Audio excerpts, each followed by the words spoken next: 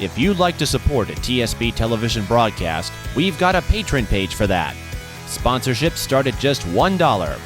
Visit patreon.com/TSB television and make a pledge for premier Twin Cities sports coverage.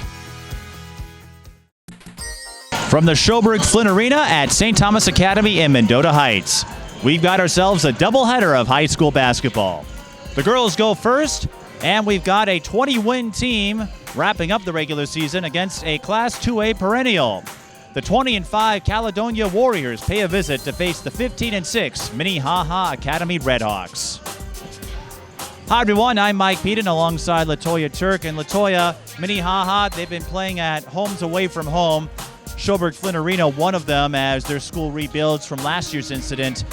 But one thing Minnehaha doesn't lack is experience. They returned all 5 starters from last year's team, and that experience and wisdom has given them an edge throughout most of the season. And that's going to be one of the key factors for this game against Caledonia, is that you do have players who have played together not only during the regular season but also in the off season. So they have a pretty solid group here that they'll be going up against tonight. Their bench took a bit of a hit from a year ago, but the starting 5, a lethal combination. You've got Nevaeh Galloway down low, Avery New, the Rhodes sisters, Mia Curtis, their big scorer. Anyone on the starting 5 could have a big game today. Absolutely. Those names that you called off, all of those ladies are able to score. And not only are they able to score on the inside, they're able to score on the outside as well. And for Caledonia, data is limited on the Warriors, but they are 20-5, one of 2 20-win teams in Section 1AA. Stewartville is the other. They may be without their top player today in Katie Tornstrom. She's dealing with back spasms, but Ashley Schrader doing a great job handling the ball. And I spoke with Scott Sorensen before the game. There are a few other players who could step up for the Warriors today if their top player is unable to go. Right, and a 20-5 record is nothing to be shy about. That speaks a lot for what this team can do, even without their best player on the floor. And they have a deep bench, so we'll see what they can do against a smaller Minnehaha team. And they have a strong acumen with Scott Sorensen. This is his first year back as head coach. He won the Class 2A state tournament title in 2009. We'll have the starting lineups in a moment. This is high school girls basketball.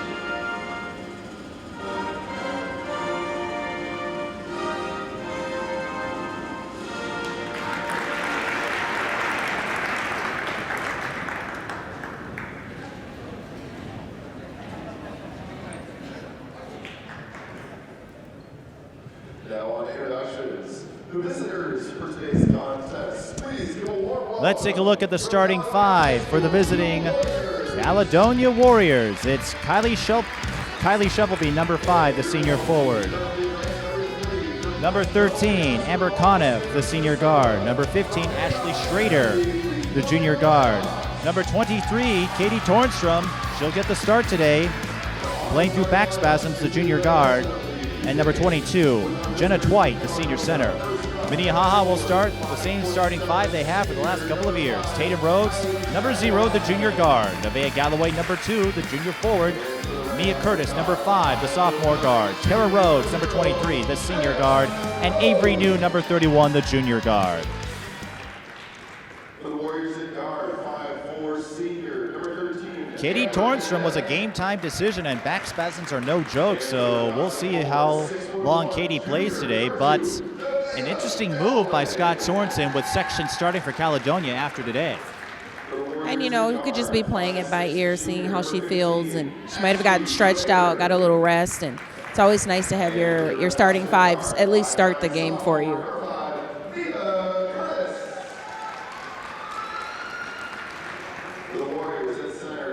Now, as they continue the starting lineups, I want to get this out of the way because you and I have been talking about this the last couple of days.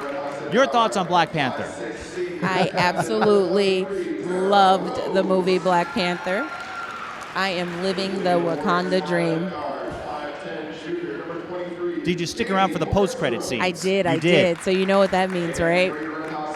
Yes, well, it's a tease for the next film. And the reason I ask is because I saw it last night with my sister, and there were about half the crowd who left once the credits rolled, and I'm thinking to myself, you Marvel rookies. Right, amateurs. You amateurs. I've been an MCU fan since Iron Man.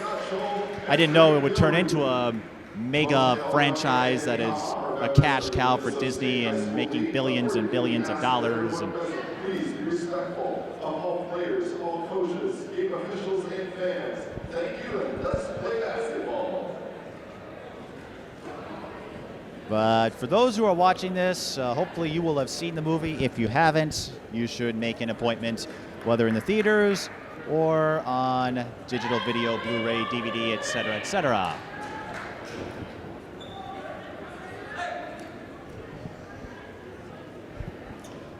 As far as this game is concerned, I don't know if any of these players have seen Black Panther, but I do know a lot of my contemporaries were excited for the film's release.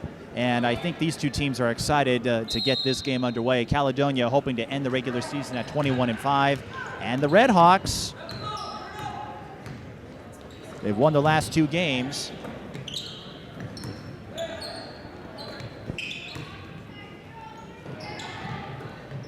As we noted in the open, their bench took a bit of a hit when Keshana Barth-Lofton decided to transfer to Maranatha. But the starting five for Minnehaha, very capable players. And pretty solid. They're pretty solid players, too. They've reached the state tournament round every year for the last 5 years. Have not been able to get past the quarters, though.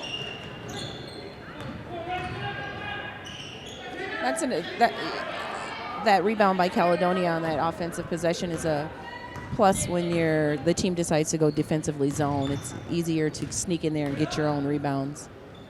They swing it around, three on the way. That's short from Amber Conniff, and the rebound by Avery New. Rhodes sisters on the run. Galloway with the finish. Tatum with the dime, Nevaeh Galloway. As you may know, the granddaughter of Nate Galloway, the athletic director at Como Park, formerly St. Paul Central.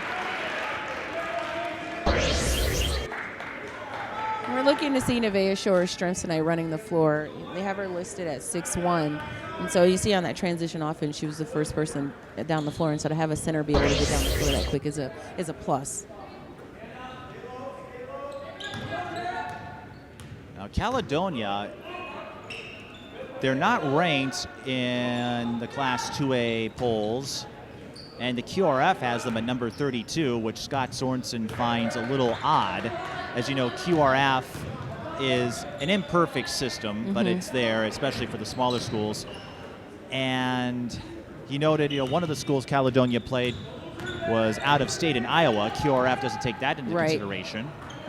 But he'll take that three into consideration. Katie Tornstrom looking pretty good so far. The other thing, one of the losses Caledonia suffered was to Goodhue, and because Goodhue's in Class A, that hurts a school like Caledonia when you lose to a lower class school, even though Goodhue is the two-time defending Class A state tournament champion. And I believe the number 3 team in Class A this year. Galloway for three. That's short. Rebound goes to Tara Rhodes. Mia Curtis top of the key. That looks short, and it is. And Katie Tornstrom looking solid out there so far. Great. Now, I don't know what it's like to be playing off of back spasms, but they're knocking down three-pointers, and that was their key to success last night. And I think we're going to get the ball checked here. Mia Curtis went over to Tim Senshin, a former coach in his own right. Was at St. Louis Park and an assistant at Hopkins for many years with Brian Cosgriff. And just like we saw last week at the Maranatha Minneota game, we're going to have a ball switch. Yes. And, you know, it's when you have a shooter that's as good as Mia Curtis, she knows what the ball should feel like, right? She goes, hey, this is not working. My shot's not falling for a reason. This ball's too heavy. By the way, Demaya was telling me if we start going too deep into Black Panther, she's going to start sharing her observations and will not stop. We've already adopted the handshake from Black Panther.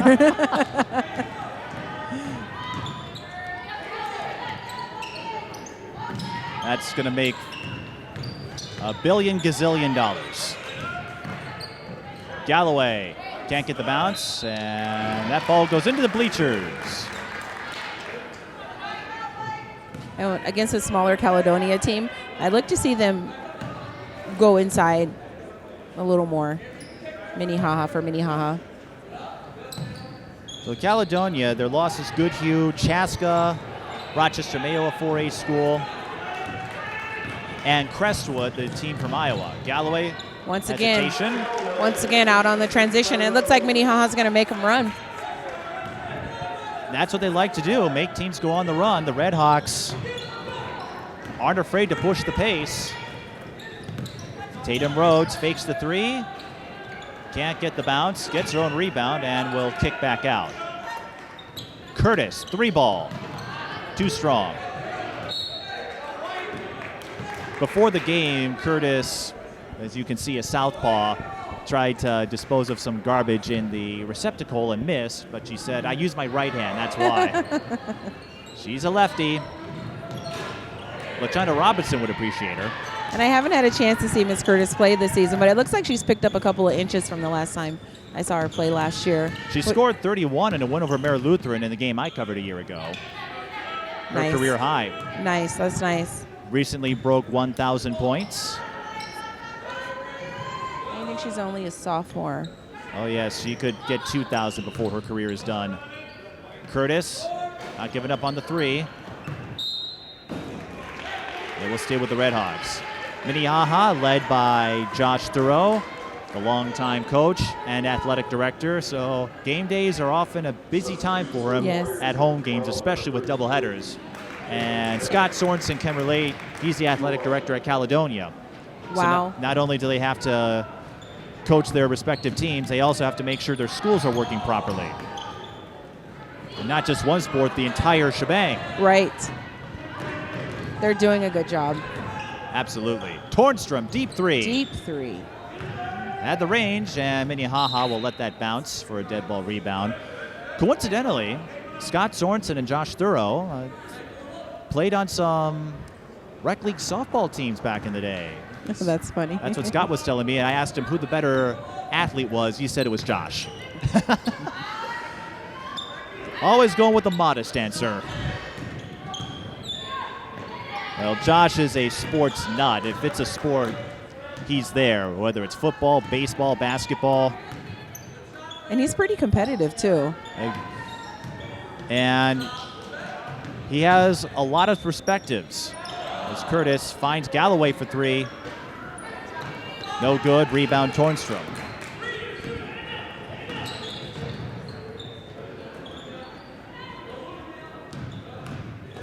Tornstrom used up the dribble.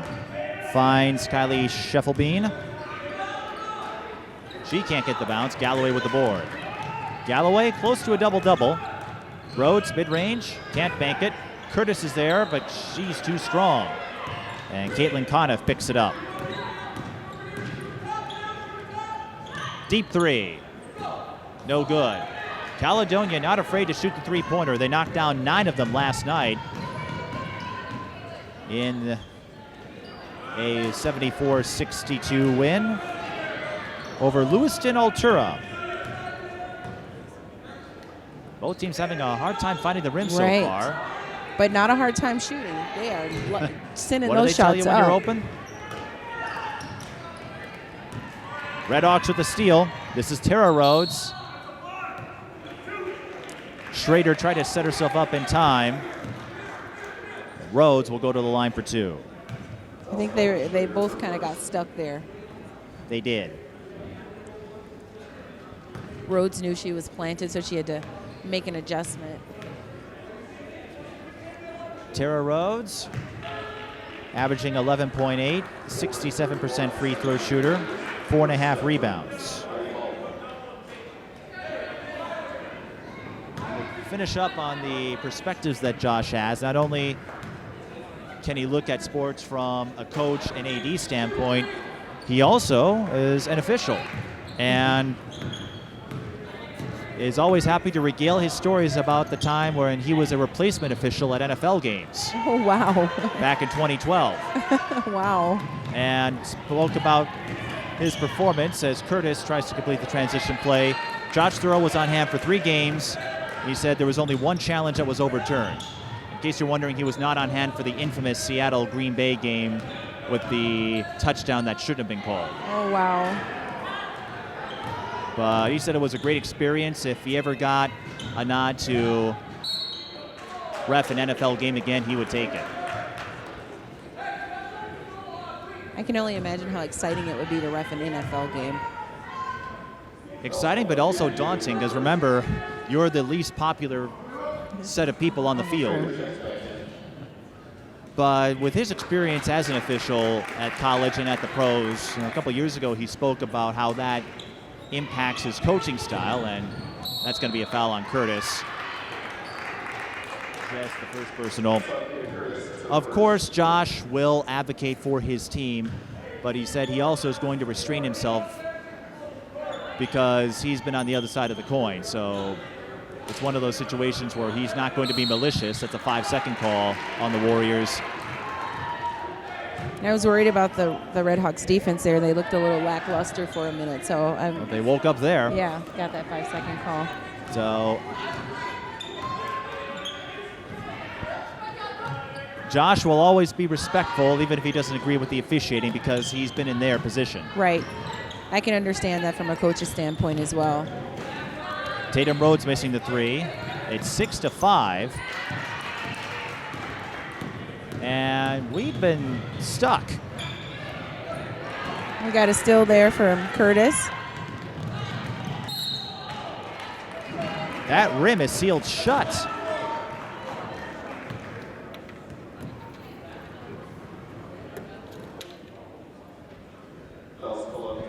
Tara Rhodes at the line.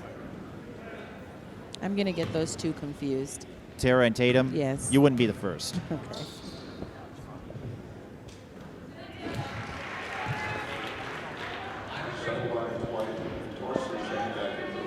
Rhodes split her last time up at the line, but in terms of field goal shooting, I'm not sure what's going on. Just ball's not finding the rim right now.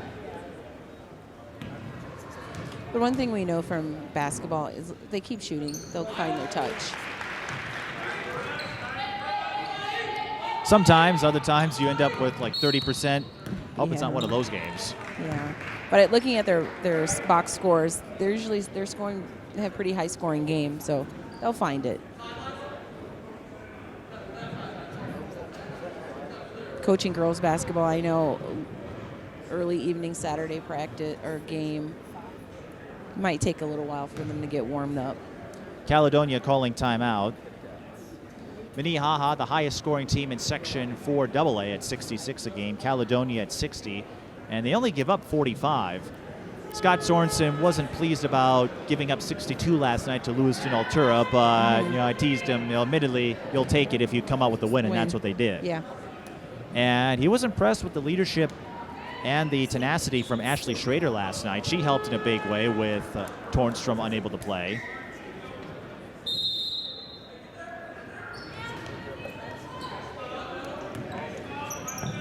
Was the coach for the 2009 state tournament run, left for a few years to watch his daughter play at Northern Iowa. Shovelbean missing the three-pointer. And Curtis looking for the answer. Bullseye! Like you said, ball will eventually find the rim. It will stay with Caledonia. Caledonia beat Howard Lake Waverly Winstead that year in 2009 in the championship. Say that 3 times. That's Class A and AA for you, a lot of co-ops. Yes. You think that's a mouthful, try New Richland HEG, where Carly Wagner went. Tornstrom for 3. Drains it. Well, Caledonia looks like if they're going to win this game, they're going to do it from the outside. Right. That's one way to get that team, the defensive team, to come out of the zone and shoot them out of that zone. They're going to have to, Minnehaha will have to extend that zone if they want to counter that.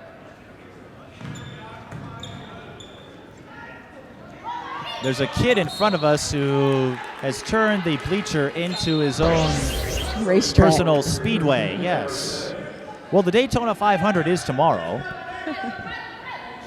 He's getting ready. He's warming up his engine. Warriors forcing the turnover. 10-9 our score in favor of Minnehaha. Tornstrom, 3-ball, corner pocket. She's on fire, yeah. As Dan Patrick would say, she's en fuego. And Minnehaha calls a timeout. Tornstrom with 3 triples, Schrader with 1.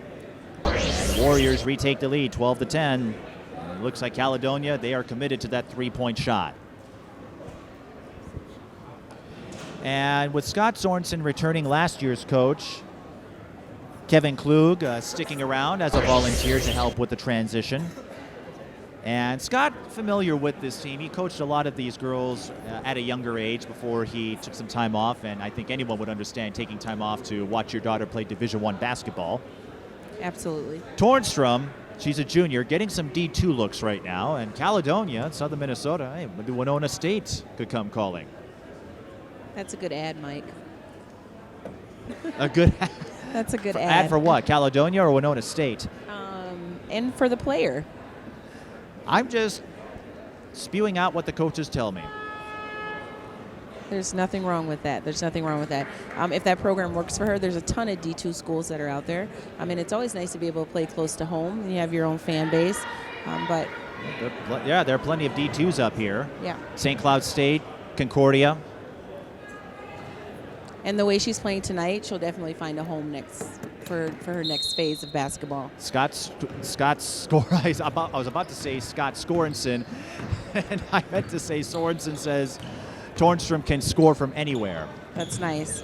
She's definitely a bigger guard, and she's shooting from the outside, and she's shooting deep threes. So is Mia Curtis. That's her second triple. The steal on the score. Minnehaha playing like mosquitoes out there. Yes, Minnesota Mosquitoes. And it's kind of hard to get that inbound pass in when you got that long wingspan of Nevaeh Galloway on the baseline. Caledonia breaks the press. Shuffleby misses the long 2. And New is fouled going after the rebound. That will go against Amber Conniff.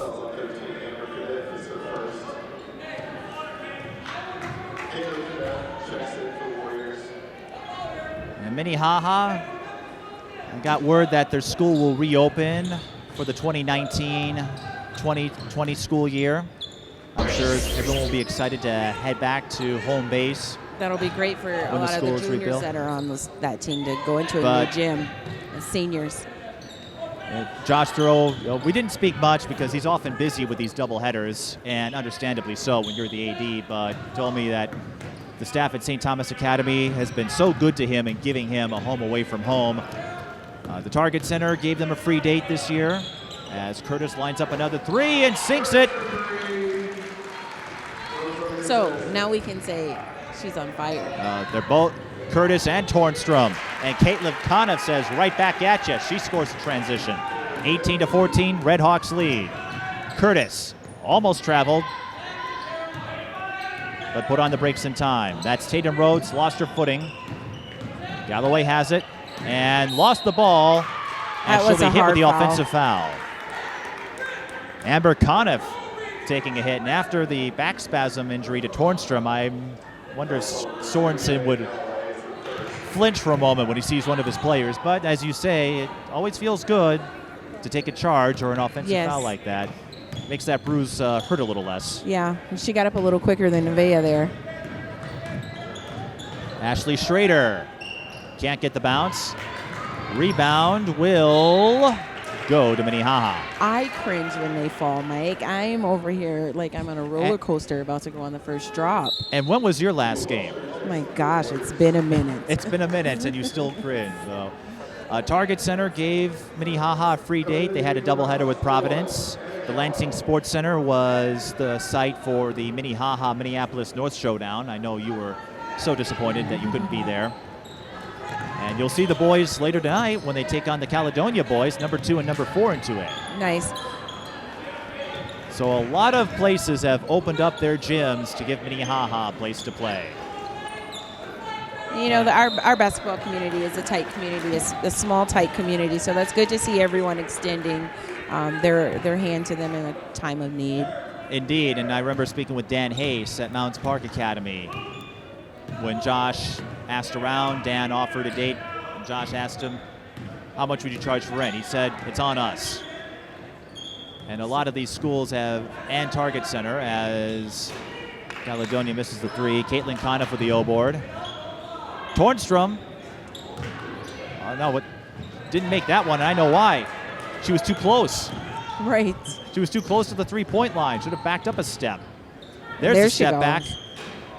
Oh, not quite there. But the mentality with a lot of these ADs was, we'd hope you do the same for us. What a move by Curtis, faking the drive. Avery News scores. And good job for Avery having her hands ready, being ready to get that pass, take that pass. Anticipation always key in the sport of basketball. Conniff. Avery New cut her off. She gets her own miss. Tatum Rhodes with the rejection. There's Tara. Look out. That's not a lot of space between the baseline and the bleachers over there. That could make for some hard falls. Or you just got to put the brakes on sooner. Curtis, 3 ball. Tried to sell the foul, I think. A little bit of theatrics. Conniff is fouled. Both teams still with a few to give. That's a part of the game, though. Knowing a little acting here and there. Not too much. It's the right portion. I'm privy to it somewhat, having covered the Lynx. If you're a Lynx fan, you think everyone else are floppers, and I'm sure fans of the Mercury and Sparks think the same way about the Lynx. Yeah. You know what I mean? Well, we've got a 3 coming, and that's short from number 31, Heidi Boltwan. Caitlin Conniff with the putback. That's Heidi Baldwin, I should say. It's pronounced like Alec Baldwin. And it's 20-16. Way to thread that needle in there and get that pass in. You gotta finish though, and Minnehaha couldn't quite do that. On the floor for the Redhawks is Tana Gallo, number 1.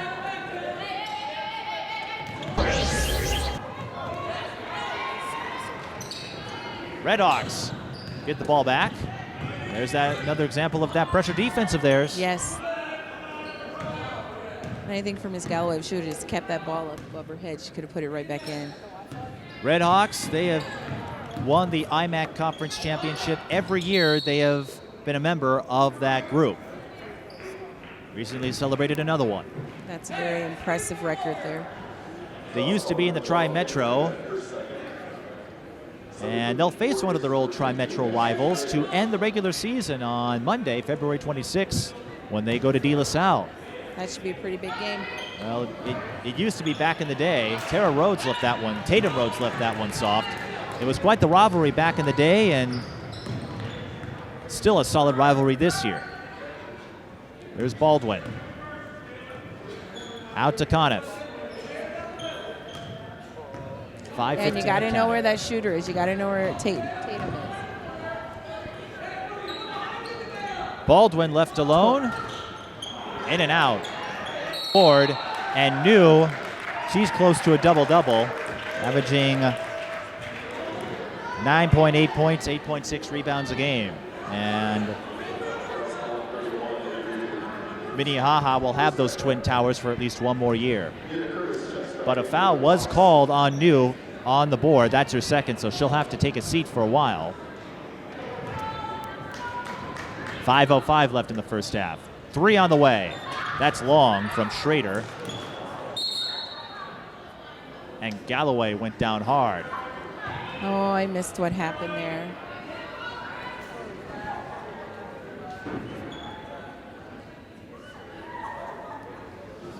No, she stepped on someone's foot, came down. And as you know, you step on someone's foot, Yeah. it hurts for a while. And that's can cause some significant injuries. Well, a year ago, Carmen Backus tore her ACL after she stepped on an opposing player's foot in a game against Grand Rapids. Mm-hmm.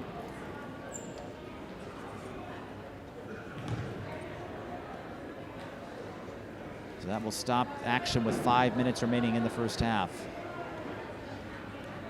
And that's a big piece of their defensive strategy, having Nevaeh in the front on this backcourt, on the press, and also their transition offense because she gets down the floor really well. Here comes the trainer.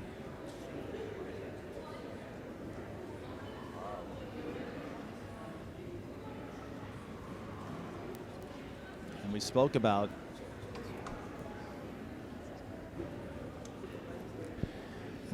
about Minnehaha not having a lot of depth behind that starting unit. Mm-hmm. And so losing Galloway could further dampen. What's their the medal postseason hopes. that they have in Wakanda? Do you have any of that in your car? Vibranium. Yes. It's not just, well, I don't have any vibranium. Shucks.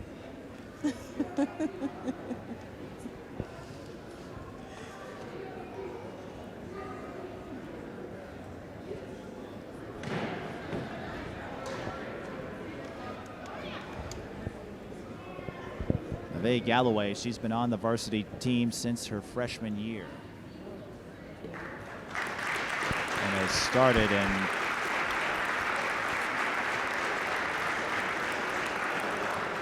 that's not a good sign. No. I've seen that before. Of course, we won't speculate as to how extensive her injury is. Looks like it's a knee. So we hope that she's okay, but I've seen that happen a few times before covering men's and women's hoops, and I'm worried. Right. I'll put it that way. Check in with her at halftime or 5 minutes before the half.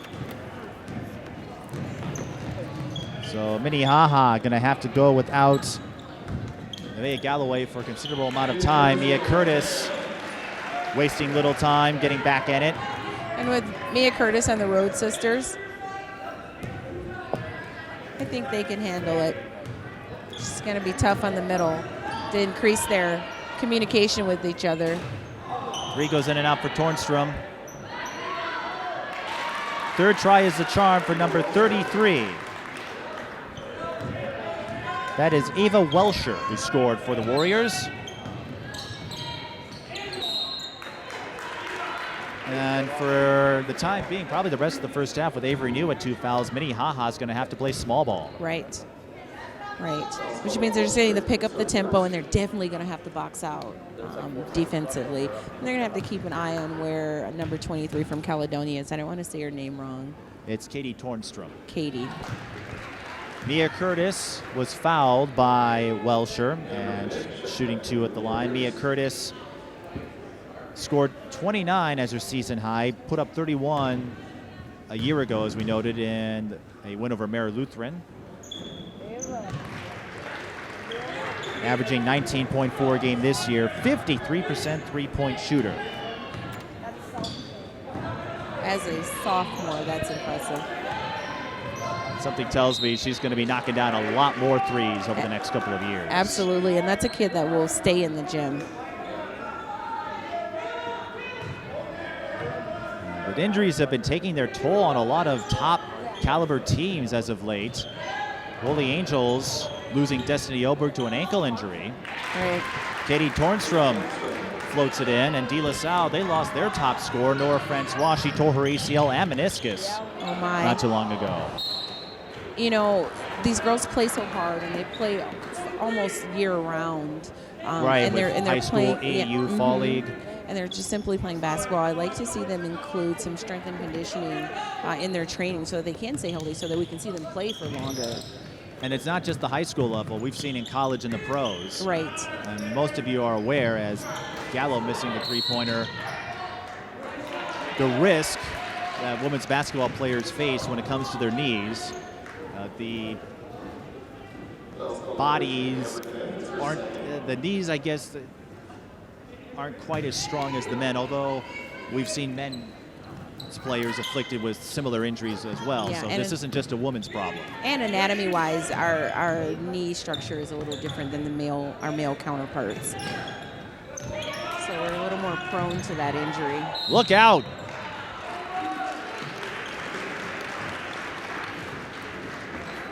But there's some great programs out there that have ACL prevention training. That it would be nice to see some of the high schools bring some of those programs into their program and incorporate that as a part of their off-season training. Well, and take a look at some of the players that I noted. Carmen Backus a year ago. Tara Rhodes at the line after colliding with Amber Conniff. That's her third personal foul. And then Nora Francois. She's a freshman, and what's nice about being as young as she is, that should help with the recovery process, but that's going to take a while coming back from an ACL and meniscus tear. Right.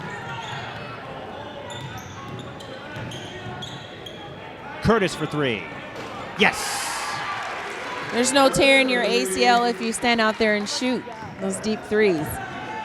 That's her fourth three-pointer. Well, you mentioned that. I do remember, and I hate to keep going on about this, I think it was in '99, Becky Hammond had the first of her two ACL tears. She went up for a shot and just landed awkwardly. Right. Now, granted, that's more of a freak accident, or another one, Kevin Ware from a few years ago. Went up for a shot and then his leg just... You probably remember that, the Louisville Duke game. Yes. Very... You have to remember I'm a former trauma nurse, so those injuries for me... You probably have faced a few of them. Yes. Heidi Baldwin scores a three-pointer, and with 3 minutes to go, Caledonia still hanging around 28-23. But how about Mia Curtis, 18 points. And with Minnehaha playing shorthanded, her offense is highly welcome. The Rhodes sisters dish it off back to Curtis, retains control. So Caledonia is sealing that inside up. So Minnehaha will look to barrel it from the outside. Tara Rhodes with the first three-pointer. And we said Minnehaha can shoot. We know Caledonia can. And look at the Redhawks extending their defense out to the perimeter. Long skip over to Baldwin. Finds Tornstrom. Caledonia cutting their way inside. Nice move. Nice give and go there by Caledonia. Jenna Twite scoring off the inside penetration. 31-25, 2 minutes to go.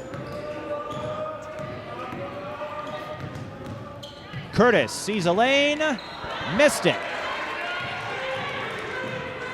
Tornstrom with the board. The best post move player on the roster, in the words of Scott Sorensen. I keep wanting to say Scorensen. I don't know why. Heidi Baldwin scores. Using that backboard. Scott's going to watch this tape and he's going to have a laugh because I want to keep calling him Scott Scorensen. Maybe it'll be a coin nickname now. You see what I have done? See? Now it's in your head. It is in my head. Stop. Just like Wakanda Forever. Yes. Baldwin for three. No, that's short. Gallo with the board. Caledonia exerting some full court press here. Gallo gets across the timeline, but Tornstrom picks off the pass. Beats Rhodes a little behind the back, but leaves the layup short. Oh my. Minnehaha looking to go all the way. That's Kaylin Hoban. Gallo for three. That's long. Less than a minute. Oh no! Oh, those they had are the plays. momentum there too. Those are the plays you want to have back. Yes. Tornstrom split second behind that pass. Break for the Redhawks. And I think she was just trying to get down the floor and get in position.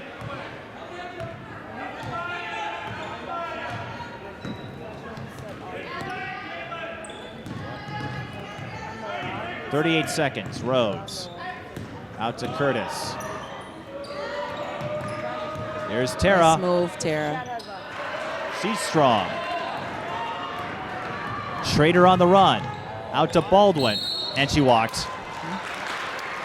How many times have we seen players fall for that? You know, they pull the fake and they step just a little too quick. Too soon. They know what they want to do. They see it happen. It just happens a little too fast. But that's a move that once you practice and you get some repetition in, you'll be able to nail it. That never happened to you, right? Well, you always knew to dribble before driving, right? My moves were in a different spot. I suppose you didn't have to drive to the lane too much. 10 seconds. Minnehaha will hold for one more shot. You also see it on that up and under. Curtis draws the foul. That post players will do. They'll get called for that travel on that move too. What about Demaya? Has she ever traveled? It's questionable. She says we're not going to discuss this. It's questionable.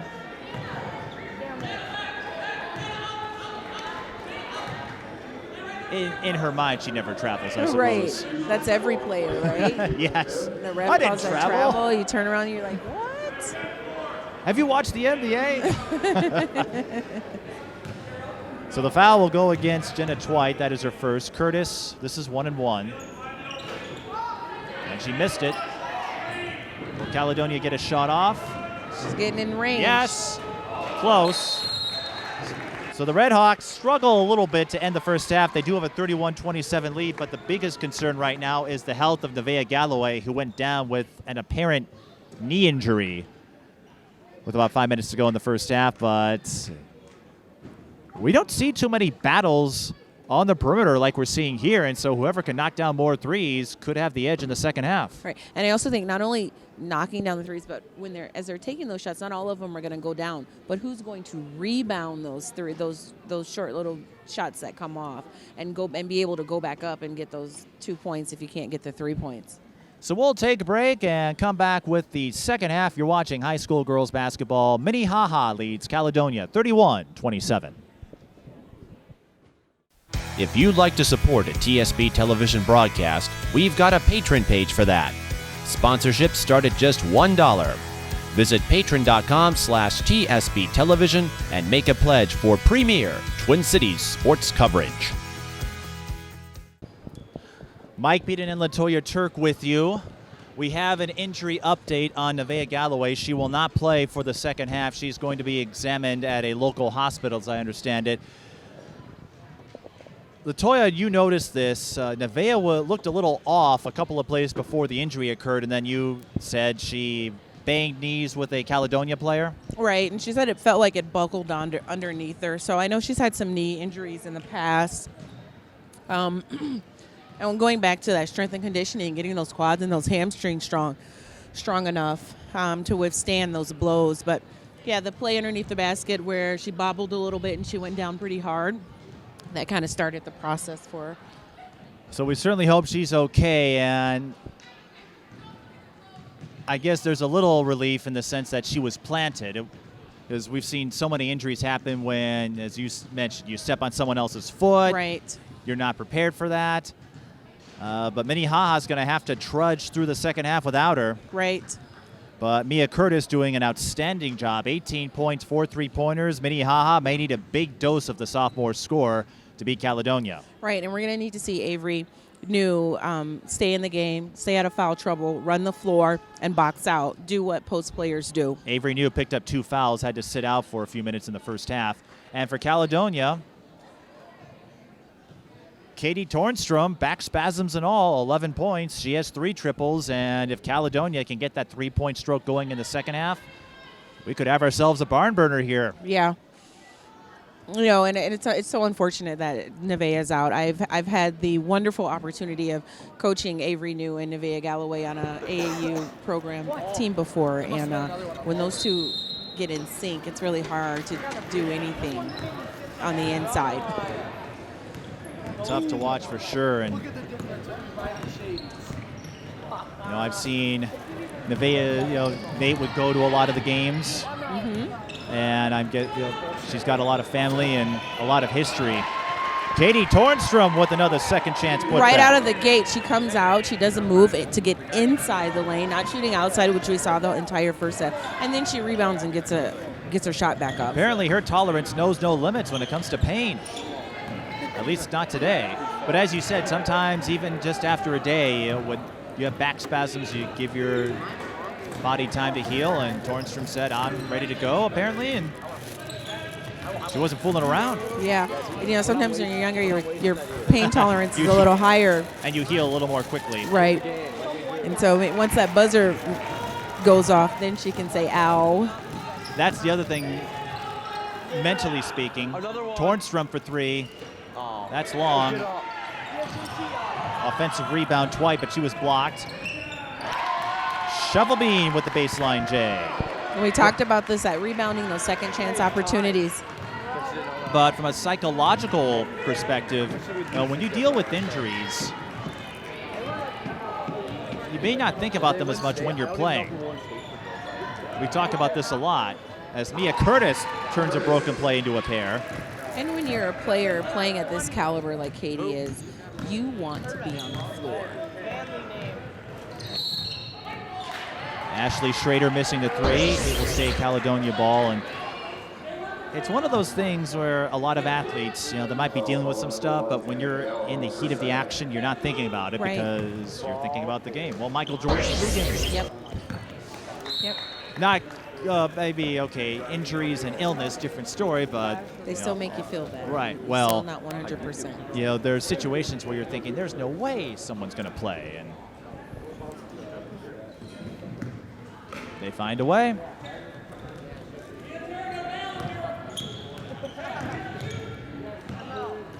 Shovelbean for three. And dead ball rebound will go to Caledonia. And once again, Katie had her hands in there.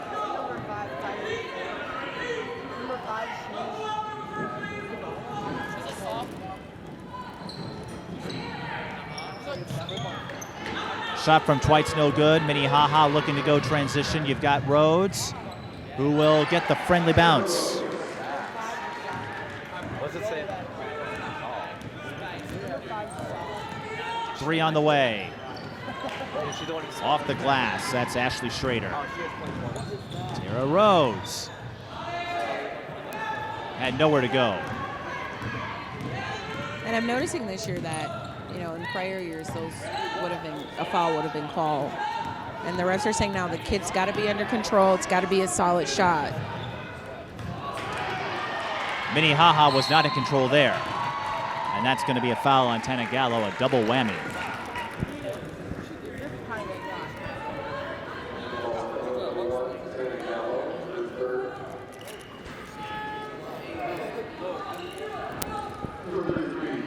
Don't mind me, I'm just paranoid.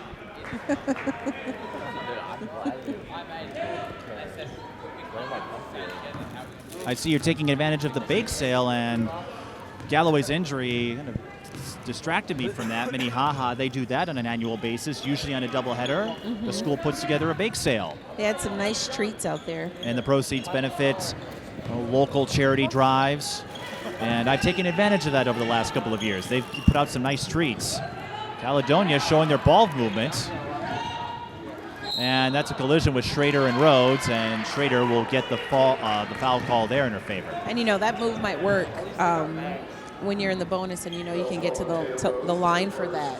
Because she really did initiate that contact. Oh, it was a shooting foul. They called it a shooting foul. They called it a shooting foul. So free throws coming for Ashley Schrader. Ashley, an all-conference honorable mention last year. Scott I keep wanting to say Scott Scoritz. He's going to love it. I may never be allowed to call Caledonia a game again.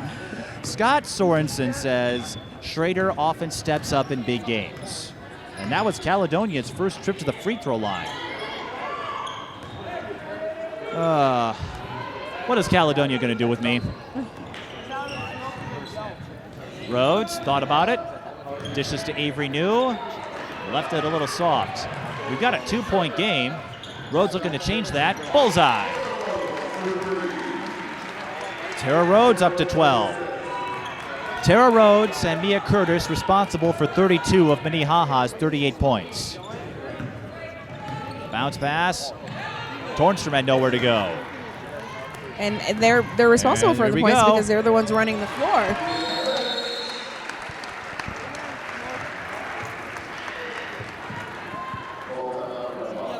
14-15, Minnehaha calls timeout. They are up 40-33.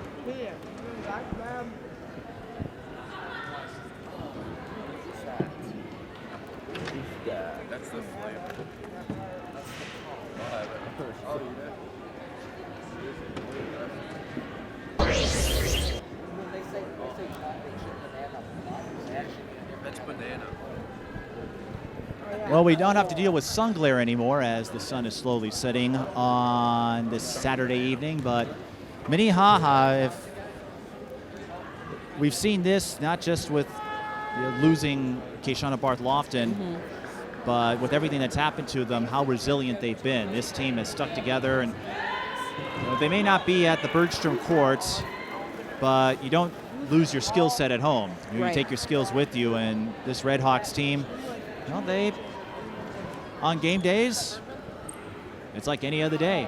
And the good part about it is that they've played together for so long that if one piece of the puzzle is gone, there's still additional pieces there that are used to being in the system. So they play very well together. Josh Thorough noted that we've got a three on the way. That almost went in. Did everything but go in. But when the explosion happened, that's going to be a push foul on Curtis. His players are actually in an open gym. During the summer, the players can do open gyms, but the coaches aren't allowed to run any drills. So Josh was going to put on some music for them, and that's when they lost power. They felt a shake, and Josh for a moment thought that plugging in an audio system caused it, and then he found out what happened. Right. And that affected a few of the players there, and that was a major disaster over at Minnehaha Academy. Not just the players, the entire school. Caitlin Conniff scoring down low for the Warriors. You say the families, it affected families there. It affected everybody. Yep. Alumni, and just an unfortunate circumstance. But in the midst of such events, it often strengthens those who stick around and fight through it. You never hope for those things. You never plan for it, but coaches and players often tell you it's how you respond from a setback.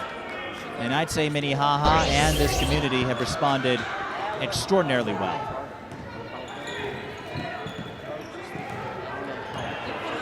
.40-35 our score. Redhawks looking to get a win here. Caledonia, though, they're not quite done yet. Katie Tornstrom with the steal. And Caitlin Conniff poked from behind. That's going to allow Mia Curtis to go on the run, weaving through traffic and scoring. Curtis up to 24. Mia Curtis came out to play today. Baldwin for three. And I think Baldwin did too. Even though she missed that shot on the defensive end, she's working her butt off. Curtis left alone. Almost went in, but the high carom goes to Tara Rhodes. She can't clean it up. Caitlin Conniff scoops up the board. And Mia Curtis forcing the turnover. There's another example of her in-your-face defense. The Minnesota Mosquitoes buzzing all around. But Minnehaha, Josh Thorough, he and I have had a rapport. He's always happy to have myself or pretty much anyone else show up for Minnehaha games. You may know ESPN came for the Minnehaha Apple Valley game, won by the Redhawks.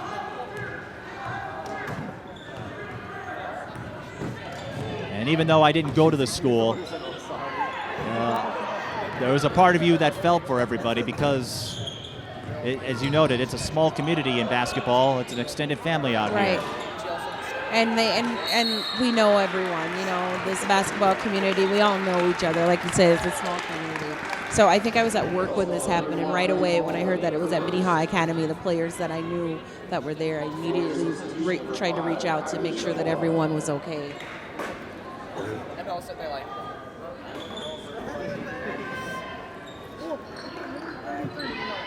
As I noted, incidents like that often demonstrate just how strong and resilient people are. Yeah, going back to the game, I'm anticipating the refs to start cleaning it up a little bit. We've been seeing a few more foul calls. Yeah. And both coaches are talking to the refs about the holds, off-the-ball holds. And you know Josh might be working them over in a way that a fellow official can. And Tatum Rhodes works her way to the basket. That's her first field goal. She'll have a chance at 3.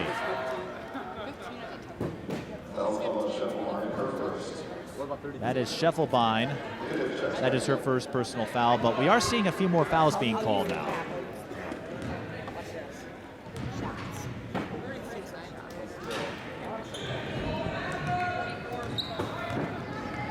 And that's who they want the ball. That's who they want to have the ball in her hand. Demaya just picked up on the fact that there's 2 Rhodes sisters out there. And Kylie Scheffelbein picks up another deuce off the baseline J. That means that she wasn't listening to my scouting report in the car as I was talking to myself, going over who's on what team. There's your back door. If only people listen to their elders. Tatum Rhodes with the reverse, and this could be a huge boon for Minnehaha, getting a little more scoring. Not that Curtis and Tara haven't done a good job, but if Tatum starts picking things up, Caledonia could be in a heap of trouble. Right. And it looks like Minnehaha's turning up defensively a little bit as well. Kaylin Hoban goes back in place of Gallo. I could see you talking to yourself going over a scouting report. Yeah. You do know you're not coaching anymore, right? You don't have to put those together anymore? Yeah, there's still a little piece of it in me, though. That'll never go away. Caledonia calls timeout. They had 4 remaining. 10:57 left. This is my outlet.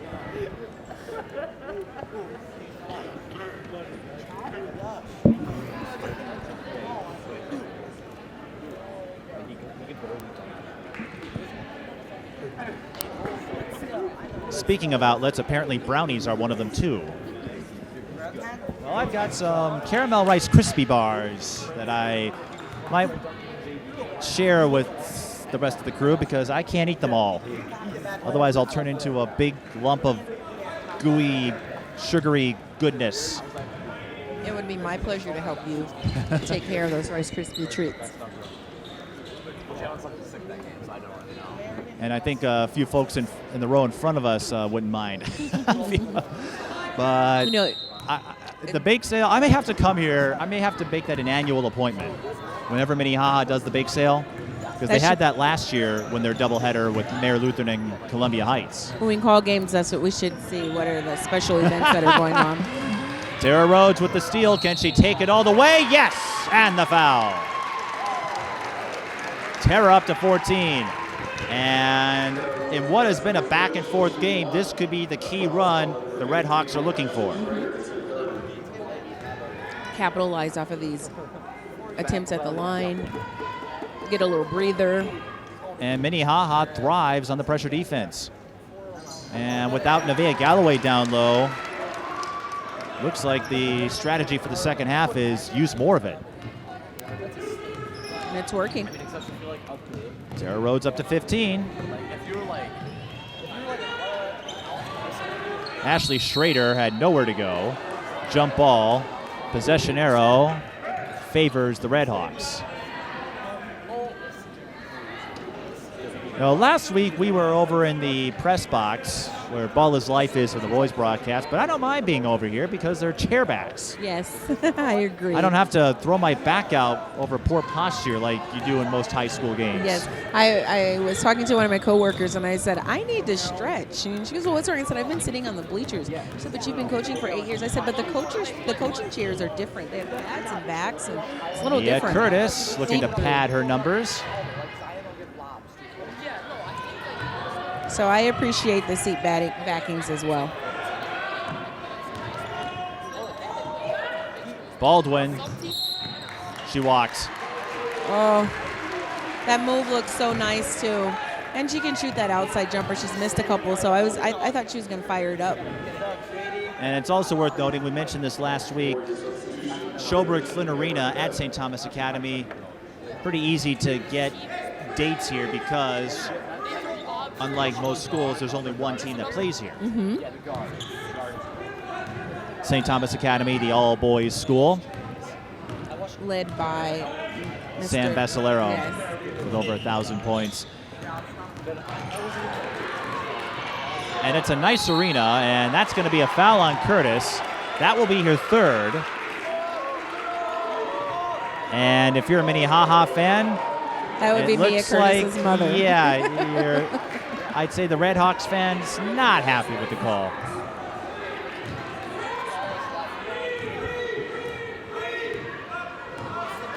That's why I record Demaya's games and I just talk through the phone so she can hear. And you sip your tea too, right? You've got that Yes. on you. And a double dribble. 9:27 left in the second half. Things are getting a little sloppy and chippy here. Yes. And we'll get to start to see some of the theatrics from the official crew as well. I love that. Everyone's an actor. They're just basketball players disguised as actors. Yes. Or is it the other way around? Nice passing there from Minnehaha Academy. Kaylin Hoban switches the baseline jumper.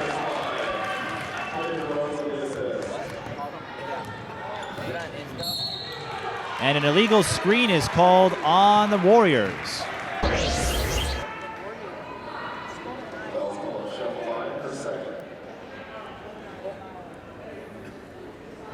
Tim Senshin having a word with Scott Sorensen.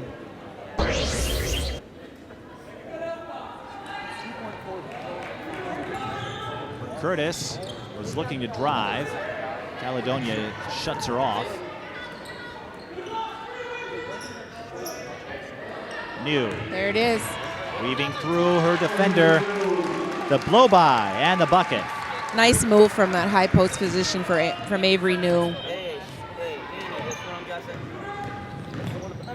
And we've got a couple of, I would say, 3-4-year-olds that will have no idea of what they're witnessing. No, those are the siblings of Mia Curtis and Avery New.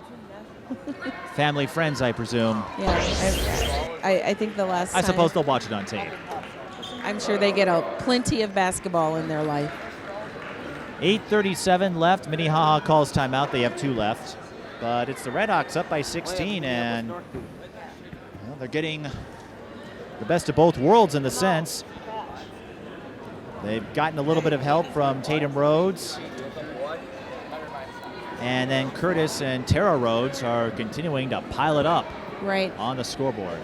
Coming out of this timeout, I think this Caledonia team, they're either going to fly or they're going to sink. Minnehaha losing Nevaeh, it looked like it lit a fire for them. They knew that they had to turn it up, being one less player on the offensive end because she produces offensively and rebounding. And so we'll see. We'll see what Caledonia does coming out of the timeout. Injuries often do 2 things. They can sink your hopes, sink your morale, or they can fire you up. And for Minnehaha, I would agree. Right. Losing Galloway has fired up this team. And I was speaking with Scott, as he was dealing with Katie Tornstrom and her back spasms. Tornstrom only has 2 points in the second half. You never hope for injuries, but we're always going to have the Eagles to point to after the Super Bowl this year. You lose your quarterback, likely MVP. Everyone thinks you're finished. And then there you go. You win the Super Bowl anyway. Right. Not everyone has fairy tale endings, as Mia Curtis is blocked by Tornstrom. Gets after it, gets the ball.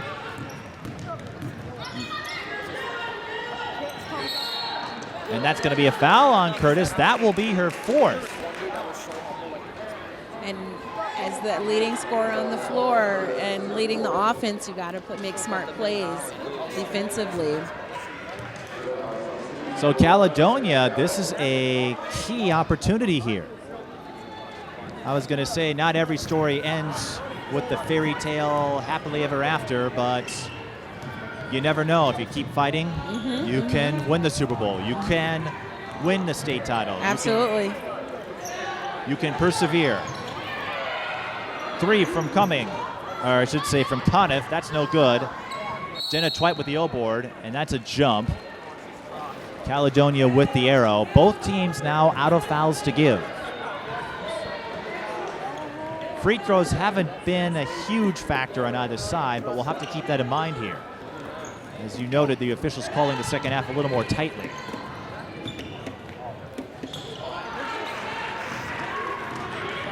Caitlin Conniff was blocked, and the foul on the Warriors. And if that's on Amber Conniff, that will be her 4th. It is. So Conniff with 4, and you also have Schrader and Caitlin Conniff with 3. So foul trouble afflicting both teams here. Tara Rhodes, 1-1.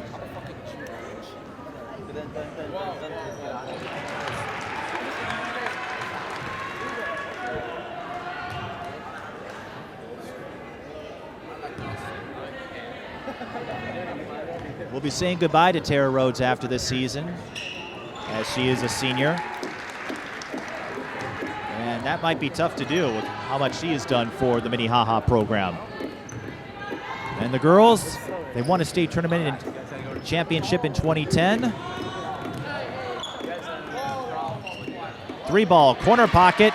That finally breaks the scoring drought for Caledonia. Ashley Schrader with the 3-ball, but will they have enough time? They trail by 15 with 7:31 to play. That's plenty of time. That's plenty of time to knock down a 15-point lead, especially with having Minnehaha's leading scorer on the bench right now, the driving factor in their offense. So, but Minnehaha producing a lot of talented hoopers in the sport of girls basketball. The year they won the state championship in 2010, they had Rachel Hansen, who went to Concordia St. Paul, Caitlin Adams, who played D1 at Liberty. I'm just going to let you rattle their facts off. You're so rattle good. Off the names. So good.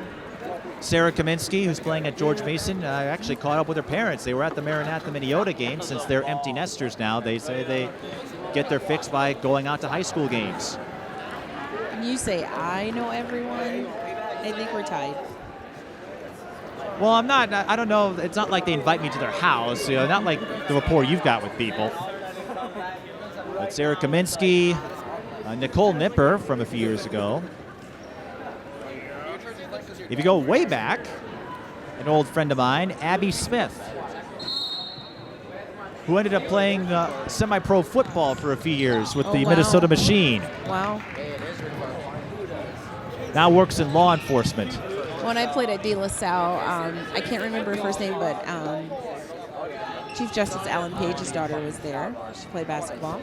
Isn't she a teacher at Blake now? I'm not sure. Because I know his daughter teaches at Blake. She actually led the Skol chant before the Vikings played the Eagles in the NFC title game. I wonder if we're talking about the same person. I think he only has one daughter. So one daughter and one son. Tornstrom with the steal, can't get the finish. Great defense there. Just hold her position. Minnehaha going fast break. Kaylin Hoban with the finish. Well, if this tape ever gets out to the Page family, you'll have to confirm for us. I have the honor of attending an NFL Excellence Award where they honored Alan Page. Was that this year? Yes. At the Super Bowl, Yeah. part of the Super Bowl festivities? And Yes. how about Alan Page? Oh my gosh. You know, his career, you wouldn't see anyone do this now in the modern era with the contracts, as we've got a foul on Tara Rhodes and free throws coming for Caitlin Conniff. The Conniff sisters, quick defenders in the words of Scott Sorensen, and this team as a whole, 3.5 GPA. Oh my goodness, that is absolutely amazing. But Alan Page, I don't think you'd see too many male pro athletes take the course that he did. When he was playing professional football, he was working on his law school. You're right, Yep, law he was in degree. law school. I'd say that worked out for him. It did. Got him all the way to the Supreme Court. And again, back then, you didn't make the lavish contracts. You didn't have the paychecks you see now. And Right. so And I he remember ended- reading a story on how Paige would play football on Sundays, and in between he would attend classes. Yeah. And folks would hang out. Here are And all he- these students hanging out with an NFL Purple People Eater. And he and his wife have done an absolutely amazing job assisting high school students achieve their college dreams of going to college through the Alan Page Foundation. There's so much I could say about him. We could have a whole show about him. Well, I should hit Pete Rhodes up because I know he watches these games. And I'm sure he's got some connections. We should do a show. Yes, you could do a show. Because Or I don't Mr. think he ever Page, he talks- could come and announce with us. I think he rarely talks about his NFL days. Tara Rhodes made both free throws for the Redhawks. I feel like Bill Walton now. There's a game going on, and we're rambling on trivia that has to do with pretty much anything sports related. But the Redhawks have turned the second half into kind of a sleeper or snoozer, and that's just because they've been able to thrive. Caledonia unable to find the outside shot. And the big difference here, Katie Tornstrom contained in the second half, only 2 points. And Caitlin Conniff drains the runner. Go and ahead. I see that the Redhawks are trying to hold the ball and pass the ball and run some time off the clock. They still need to score because Caledonia is going to come down and they're going to score. If they're not careful, but Tornstrom on the bench right now. And there's an example of what you spoke about. Yep. Caledonia. And this is a solid team.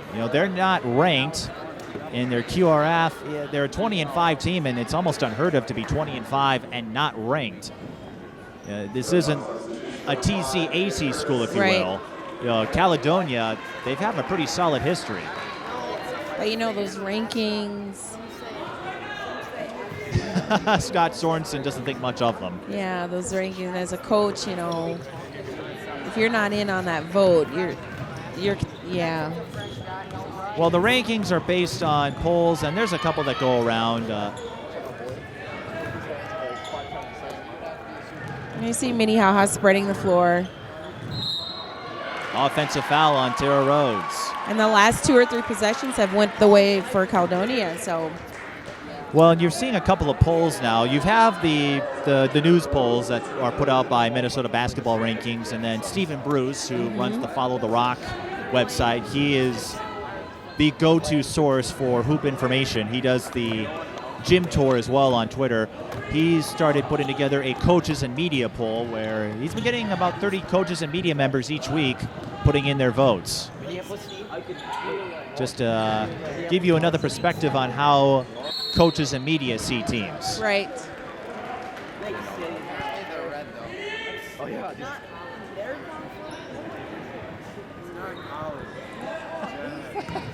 I just heard there was a conversation. That's one thing, being in the bleachers, you are privy to conversations By the fans have fans. among themselves. Yes. Minnehaha up by 17. Looks like they're going to pick up their 16th win of the year. And Caledonia may be a dark horse in Section 1AA, but when you look at their record, they are 11-1 against opponents in their section. Which is pretty impressive. That's a pretty impressive record. When I looked at their record and the teams that they had, lost to, they weren't getting just really beat. They were close games. So They're team only. Oh, go ahead. this team is nothing to sleep on. Their only loss to a section opponent came against Byron as Minnehaha runs some more time off the clock, and the Redhawks get a bucket down low thanks to Avery New. And Minnehaha showed good discipline there, moving the ball around. And they found a way to keep motoring after Mia Curtis. And the big difference here, the three-point shot not falling for Caledonia. Scott Sorensen noted it was working yesterday in the win over Lewiston Altura, but if the three-point shot isn't falling, if you can't compensate for that effectively, it can be problematic. Now we'll stay with Minnehaha. The Redhawks. That was a great hustle there by Caitlin, really wanting that. The Redhawks are going to be the favorite in Section 4AA. Concordia Academy could give them a run. The Beacons have been a surprise team this year out in the Tri-Metro East. And the two played each other. Minnehaha only won by 6. So the Beacons could be a dark horse in 4AA. What was that call? Out of bounds. Oh. Demaya knows. Well, Demaya knows.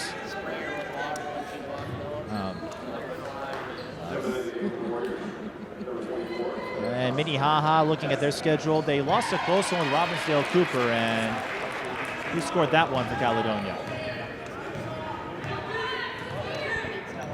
It's 61-44.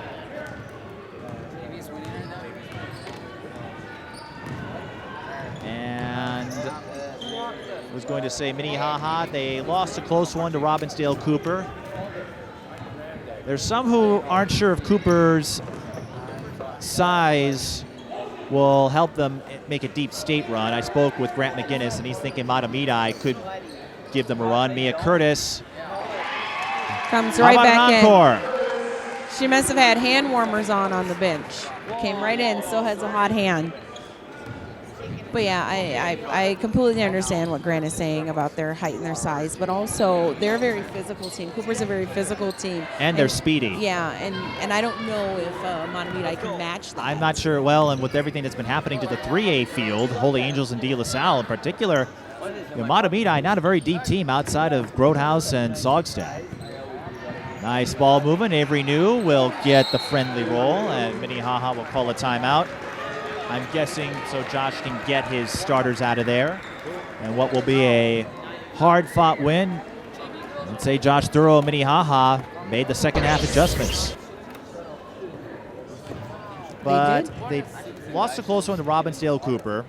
They beat Concordia Academy. They beat Roseau, the defending 2A champion at the Tip-Off Classic. Lost a close one to Holy Angels. They beat New London Spicer, a 2A perennial. Went on the road to play Madison East, lost that one 70-59. Madison East, I had a chance to see them a year ago, as did you. And I was a little bummed I couldn't make the trip, but I can't wait to see what kind of career Erin Howard has in college. Yes. I saw her once and I was impressed. I did tell them it was a bold move to come up here last year wearing purple and gold, since they are from Madison. They are Packers fans, if you're wondering. And who from Wisconsin is not a Packers fan? Yeah, even the folks in Hudson. They cheer for the Minnesota teams outside of them, but when it comes to football, they're Packers fans. And Josh Thorough is a Packers fan growing up in Wisconsin. Yes. But he's an NFL fan overall, too. But you were going to say? I work with a couple of ladies who are from Wisconsin, and they are diehard Packers fans. Maureen would love to hear me give shots out to the Packers. And you know what? That's the beauty of fandom. You can cheer for anyone you want. We've got a foul as both teams send their deep reserves. So you have Maddie Pluntz out there, number 10, Jasmine Davis, number 20, number 14, Penny Sedgwick for Minnehaha. Wanted to get those names in. And for Caledonia, you have Anna Moss, number 11, number 24, Claire Caston, Gabby Hosteit, number 21, Haley Jennings, number 3, and Brooke Stemper, number 4. So even though the game is all but over, someone's parents are watching, and Avery Newell will get out of there. Want to get those names in there, but a well-played game by Minnehaha. I'm sure their biggest concern will be the health of Nevaeh Galloway, but like you said, that injury seemed to fire this team up. That second half defense was the difference. They shut Caledonia from the outside, and they had a tough time penetrating inside. Right. Katie Tornstrom, only 2 points in the second half. Now she is fighting off back spasms. Looked pretty good, though, in the first half. Right. More importantly, it's good to get her one more game in before sections for Caledonia. Minnehaha has a couple of more games before they have to worry about that. The game with De La Salle will be their season finale. And it also gives our team a little preview of what they're going to need to do if she's not able to play. I don't know how many games she's had where in the second half she's only scored 2 points. So it gives them a little preview of some of the adjustments that they'll need to make. And for Minnehaha, it was the Mia Curtis show early on. 27 points. Won't get a 30-point game today, but if Galloway is unable to play for an extended period, folks like Curtis may have to step things up, and she wasn't afraid to do that.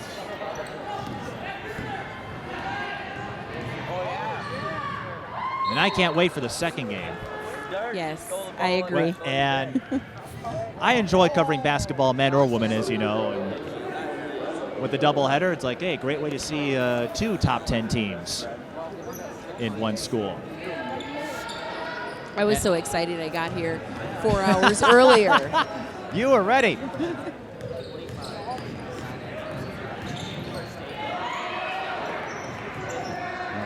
Maddie Pluntz couldn't put that one down, and Maddie Pluntz, 4'11".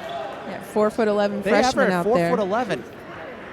She didn't fudge her numbers. I've never seen that. I've never seen that.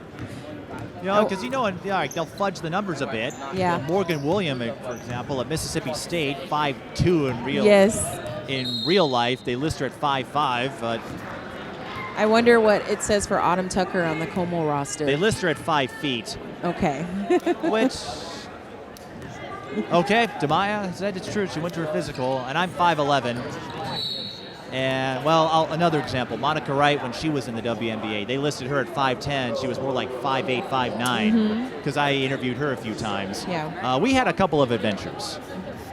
So getting a chance to pick up some points is Penny Sedgwick. Let's see if she gets into the box score here. And what easier way to do it than at the free throw line? And it's funny, well, we haven't had too many of these runaway games like this, but free throw's not a factor today, not like usual. Yeah. Usually, well, on Tuesday we had the double overtime game with Hopkins and Minneapolis North, and it seems like all the other games I cover, free throws are a big deal. Today, not so much. It looks like Minnehaha's going to close this out here in the last 10 seconds. Well, I'd say they closed it out a few minutes Yeah. ago. But with this win, they will go to 16-6 and pick up their 3rd straight. And pick up a win over a 2A opponent. And Caledonia gets a high-quality test before section play begins. And even if you don't win this game, you take notes from it, and you never know. If Caledonia gets through to state, you could see this Minnehaha team again. It's good preparation. So that concludes the girls' portion of the doubleheader. Minnehaha wins 68-46. Mia Curtis with 27, Tara Rhodes with 19. It was a 2-woman show for the Redhawks, and they stepped up big time. Great job to both teams. And Caledonia led by Katie Tornstrom with 13 points, but the bigger story, only 2 points in the second half. Good job by Minnehaha to cut her off. Yep, they made the adjustment, did their job. So the second half of our doubleheader will be coming up shortly, and Josh Thurrow shares a word with Katie Tornstrom. But before we wrap things up, we're going to have a post-game chat with hopefully Mia Curtis and a few other Minnehaha faithful. This is high school girls basketball. The Redhawks defeat the Warriors 68-46. The boys doubleheader, or the boys portion, coming up.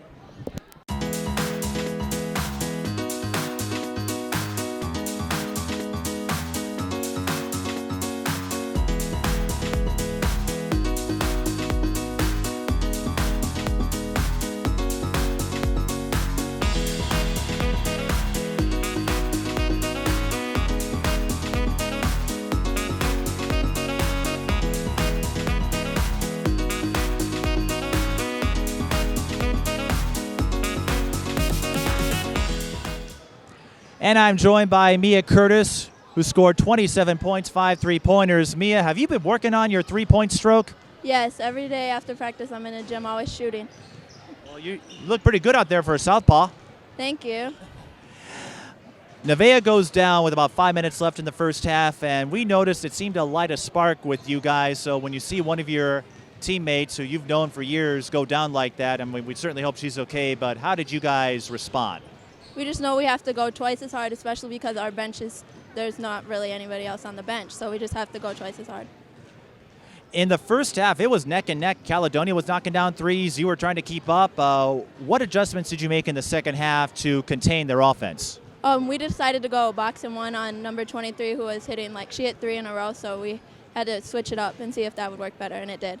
It did. You held it at 2 points in the second half, and it was a two-woman show in your case. You and Tara Rhodes came up big as well. So were you guys feeling it out there, or what was the secret? No secret, just going hard. And on that note, you guys go hard in transition. We saw that quite a bit. The two of you often led fast breaks. So what makes you two so in sync with each other? Well, we just know if one of us gets a steal, we're always got to trail her, get the rebound if she misses. There to help her up if she falls. And, of course, you've been playing at a lot of temporary facilities with what happened at your campus a year ago.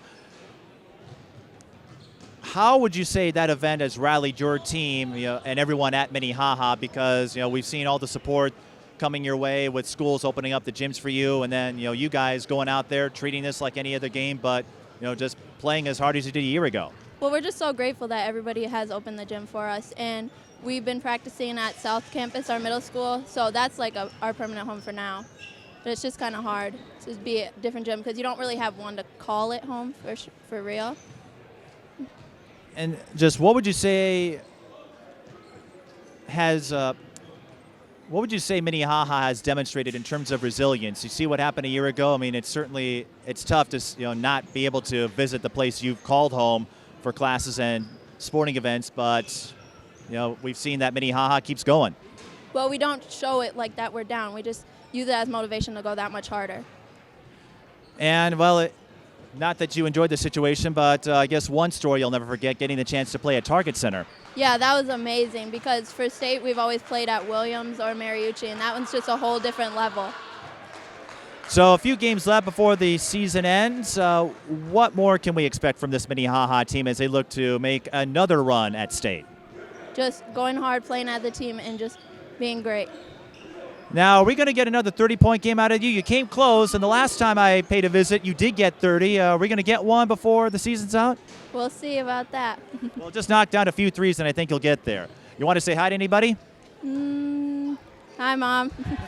Hi, Mom, or Mia's mom, and my mom, too, if she's watching. Mia, congratulations on the win. Go out there and cheer on the boys' team. Thank you. That's Mia Curtis of Minnehaha Academy. We'll have the boys' game shortly.